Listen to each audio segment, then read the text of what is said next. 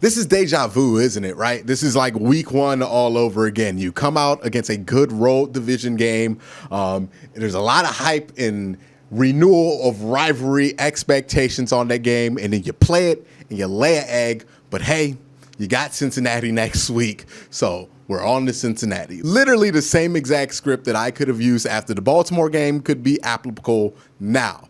Now, is that a bad thing? Is that a good thing? I think there are some things to glean from the bigger picture, and I think there are things that definitely need to be addressed. What are those things? Well, let's talk about them.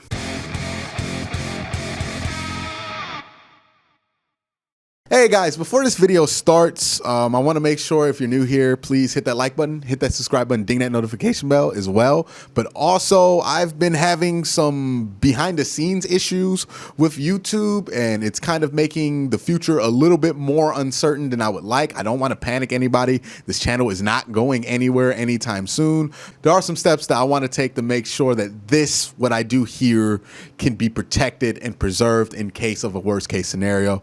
So if you could help me out by following me on Twitch. If you have a Twitch account, if you like to be on Twitch, please follow me on Twitch. The link will be below. Also, if you have money to spare, I understand it's a real tough time for a lot of people. So if you don't have it, don't do it. But if you have some cash to spare, please consider joining my Patreon. Even if it's just for 1 month or a one-time kind of donation thing, it would help me deal with some of these issues I've been dealing with YouTube behind the scenes. So again, thank you guys. Now let's talk about the game. And I'm going to start with a positive. Now, this has nothing to do with what happened on the field, because quite frankly, nothing that happened on that game is positive for the Cleveland Browns. So one positive is, hey, if I would have told you at the beginning of the season that at the end of 6 weeks, the Browns would be 4-2 and their only losses would be Pittsburgh and Baltimore, you would be pretty all right with that. But that is why I always say when people would be happy with this outcome or this record at the end of season, it's never really accurate, right? Because the ride to get to that record is much more important than the record itself. If your goal before the season was to go 8-8, but then you win 8 straight games in a row and then you lose 8 straight after that, you're going to be pretty disappointed in that 8 games that you initially wanted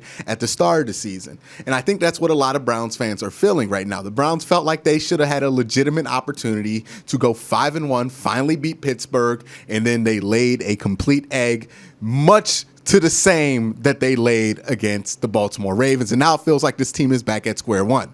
The good thing is they're not at square one. This team's not 500. This team is 2 games above 500 with the opportunity to go higher than that when they're playing a Cincinnati team that they already beat. Now, this time on the road, and Cincinnati is no pushover. So as far as the long run, the schedule view of this, it's not bad for the Browns. They have some favorable games coming up.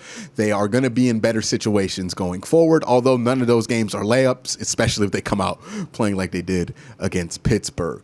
Now, with that perspective being known, and under that context, I'm going to criticize this team for what they put out this week. I'm not trying to be overall negative. I just have to be honest. And what I saw was just a pathetic performance. There's no way around it. There's really no excuse. The only guy who has somewhat of an excuse is Baker Mayfield. And look, I'm not going to give him a full excuse for this game. He still played terribly, and he looked healthy enough at the beginning of the game, at least, to not be that terrible, but he was. But everything else about this team was just flat awful, right? The offensive line that looked good through 4 weeks was flat awful this week. Does that mean that offensive line is no longer good? I don't think so. I think they just played awful this week. That's going to be something they have to answer for until they play a strong defensive line again or Pittsburgh again. Wide receivers did nothing for you. Running backs did nothing for you. Tight ends did nothing for you. Defensively, Myles Garrett had his worst game of the season against somebody he usually has his best games of the season at. I don't know what happened to him.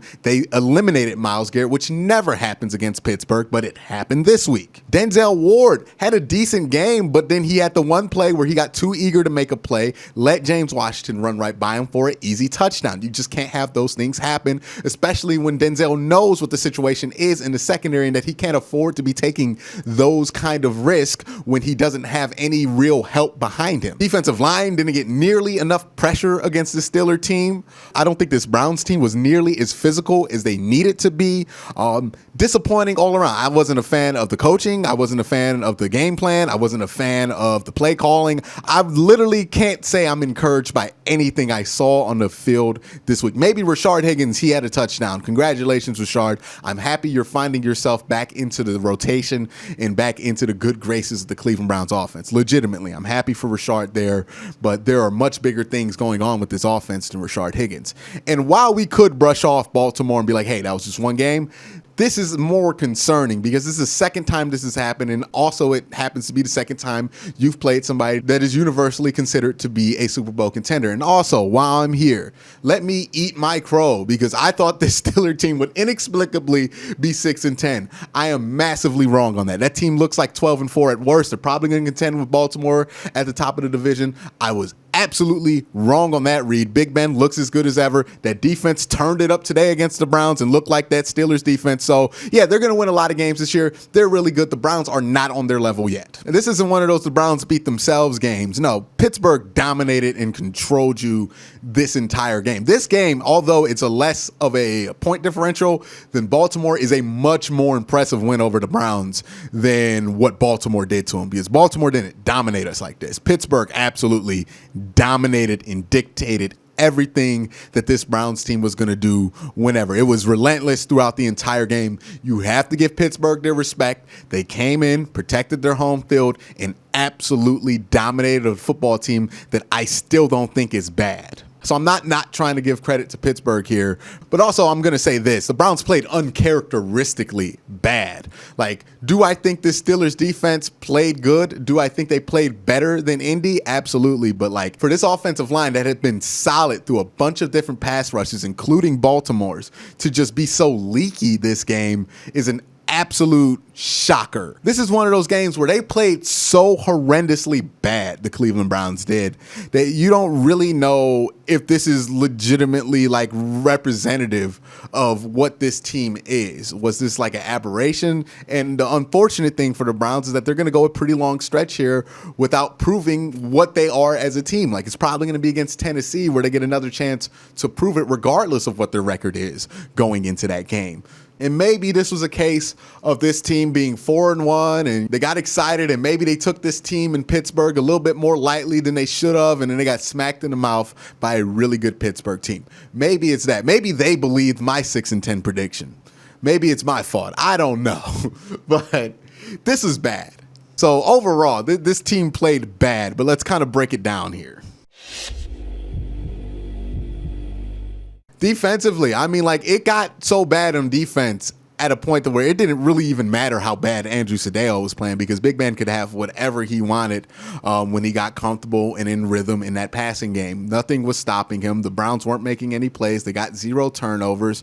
They got absolutely dominated here. The part I think was most disappointing for this Cleveland Browns defense was their inability to stop the run. If there's one thing this defense should do, is be able to stop the run against one of the worst run blocking teams in the NFL. They absolutely did not do that. Pittsburgh dominated the line of scrimmage on that front, and that shouldn't have happened. Like, that absolutely is inexcusable. Myles Garrett played this week. Larry Ogunjobi played this week. Sheldon Richardson played this week. Adrian Claiborne and Olivia Verdon were both available this week. Why were they this bad? I have no idea, but Pittsburgh was literally the worst run blocking team in football, and they absolutely dominated one of the better run defense teams in football, just on the line of scrimmage all day whenever they wanted it. And that was very disappointing. I don't know what happened there. I don't know why Myles disappeared. I don't know if this was a game plan thing, but that can't happen. When you can't have one of your strengths dominated by the other team's weakness. That just can't happen. That's a bad place to put yourself in. And I think it's fair to say the defensive line played horrendous. They didn't get enough pressure on Ben. They didn't hurry Ben at all. Like, Myles just wasn't the presence that he had been in the previous weeks. You know, this was a disappointing game from the Cleveland Browns defensive line. Linebackers, they were fine. You know, they made some plays there. Malcolm Smith continues to look good in some spots. Denzel, he played well except for that one play I mentioned already. I feel like Terrence Mitchell did the best he could, but Chase Claypool just ate him up a couple times because he's just bigger than him. That's just going to happen with smaller corners. I don't know what Terrence Mitchell could have done about that.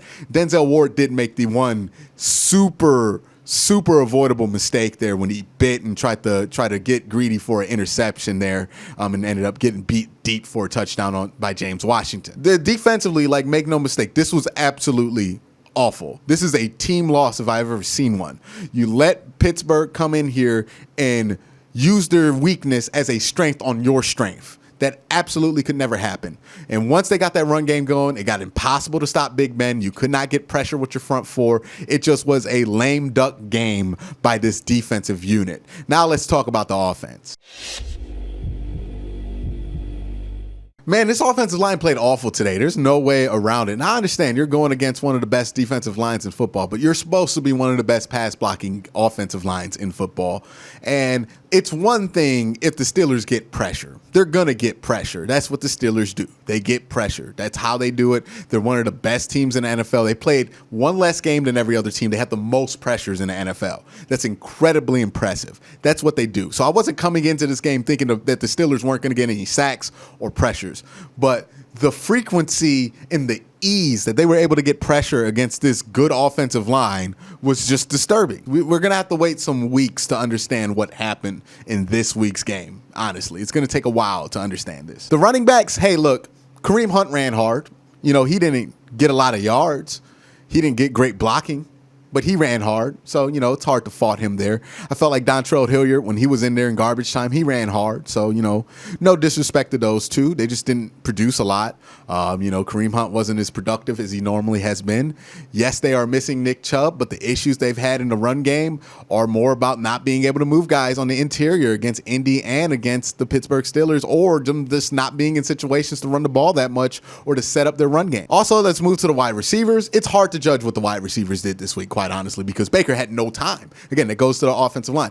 Baker had absolutely no time, and this offense requires that you have some time to throw the ball, and Baker just had no time. So maybe Odell was open, maybe Jarvis was getting open, but Baker had no time to see him, and even if he did have time to see him, he had no lanes to throw the ball to, and that's going to bring me to the quarterback, Baker Mayfield, who, again, played awful, but might be the only player on the team that has a legitimate excuse to why they played awful. Baker Mayfield's clearly injured. He's absolutely 100% injured to a point to where it's affecting his game. I know he's not going to come out and say it. I know the Browns aren't going to come out and say it, but it's obvious. It's clear. The injury is affecting him. Every time they show the camera on Baker Mayfield, he's wincing, he's hurt, and it's a problem. He could not feel comfortable stepping downfield. He threw the interception, the pick six early, and that clearly affected his confidence and his ability to pull the trigger on some throws later on in the game. I will give him credit. I think his pocket mechanics are getting much better, but I think he also struggles to find lanes and space smoothly as an athlete to get out to these edges and make some of these plays on the run. And I think that needs to improve. And I think that's going to take more than just a course of the season to improve. I think that takes an off season to improve. So those are just issues that are going to exist with Baker Mayfield. Now, to his credit, he's not going to play injured every week. He's not going to play Pittsburgh every week. So this is not representative of who he's going to be for a 16-game slant. But this was nonetheless disturbing. And then, thank goodness, I think about a quarter too late, Case Keenum came in, because it became obvious at the end of the second quarter that Baker Mayfield was playing with a serious injury. Like, it was as clear as when Colt McCoy came back into that game against Pittsburgh on Thursday night with a concussion after getting absolutely destroyed by James Harrison. Like, that's how obvious it was that Baker Mayfield was injured. He's clearly injured. And then Case Keenum came in. Didn't necessarily look that much better than a hurt Baker Mayfield. So again, I don't think you beat Pittsburgh just because you start a healthy Case Keenum over a injured Baker Mayfield. I think the result is going to be the exact same. I think Case Keenum is going to come in more handy against a team like Cincinnati that you're going to be able to run the ball more effectively on, and he can just kind of play off of that. I think Case Keenum will be fine in that area, and you can start him next week to make sure Baker Mayfield gets healthy, because I think Baker Mayfield needs to get healthy. Without him, you clearly don't have some of these downfield passes. The zip on Case Keenum's ball is just remarkably less than what Baker Mayfield has. And when you're talking about playing in the AFC North in the winter, you need somebody with zip on the ball, and boy, Case Keenum just doesn't have it. So for now, I would play Case Keenum to make sure Baker Mayfield gets healthy because, man, it's obvious Baker Mayfield's unhealthy right now. And if they continue to put him out here like this, it's just going to get worse. And then you could push it to a point to where you actually do long-term damage to Baker Mayfield, which they should avoid because I still think he's a quarterback worth keeping long-term. Also, a couple things. Donovan Peoples-Jones. I am a fan of Donovan Peoples-Jones. I like his development as a wide receiver, but somebody needs to teach him to be much safer with these punt returns. Now, it did not cost him this week. I'll give him that.